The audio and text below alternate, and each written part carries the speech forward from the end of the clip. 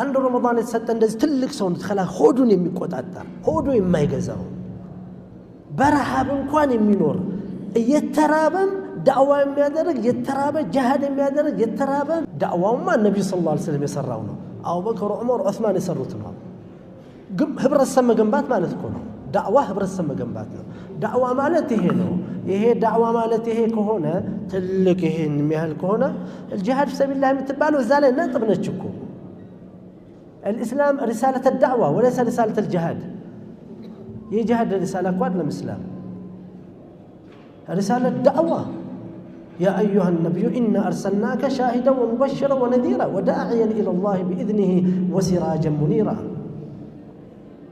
ትናንሽ ስለሆነ ነው አንድ ረመዳን የተሰጠ እንደዚህ ትልቅ ሰው እንድትከላ ሆዱን የሚቆጣጠር ሆዱ የማይገዛው በረሃብ እንኳን የሚኖር እየተራበም ዳዕዋ የሚያደርግ የተራበ ጂሃድ የሚያደርግ የተራበ የሚሰጥ ማለት ነው። እየተራበ የሚቀጥል በስራ ላይ የሚቀጥል ዲኑን የሚጠብቅ ማለት ነው። ረሃብን ለዚህ የተሰጠን ወለነብሉወነኩም بشيء من الخوف والجوع ونقص من الأموال والأنفس والثمرات አንዱ لمن شاء منكم أن يتقدم أو يتأخر ሁሉ ጊዜ ማታድጋለህ ማትመለሳለህ ወደፊት ትሄዳለህ ይሄን ተመልከት ይሄን ደግሞ የምታውቀው አንተ ራስህ ነህ። ስለዚህ ትልቅ ሰው መሆን አለብህ ለመወሰን አለብህ። ትልቅ ሰው ለመሆን ምንድነው የሚያስፈልገው? መሰረቱ ኢማን ሆኖ በቀላሉ ትልቅ ሰው እንድትሆን አላህ እነዚህን ኢባዳዎች ሰጥቷል። ስለዚህ ከረመዳን በኋላ ትናንትና እንዳልኩት ከረመዳን በኋላ ከረመዳን ትልቅ ይዘን የምንወጣው ባህል ራሱን ጾሙን ነው። خلاص ከሚቀጥለው ረመዳን ሸዋል ሲመጣ በየወሩ 10 ቀን መጾም አለበት።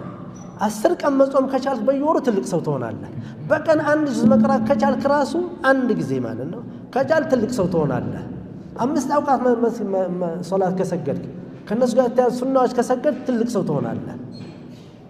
አላህ خلاص ይሄ ሳይኮሎጂካል ምግባችን ነው።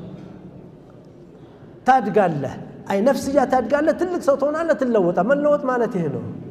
ወለም በየቦታው ቲክቶክ ላይ ምናምን ላይ የምታዩት አይደለም። ለመለወጥ እንዲህ እያለ ይጮሃል ሰው ምን ለማለት ነው? እንዲህ አድርግ ይሄን ካደረክ መኪና ትገዛለህ እያለ ነው። ወደ ታች ነው መለሰህ ወደ ድንጋይ ወደ ማዕድኑ። በእስላም መለወጥ አደገኛ ነገር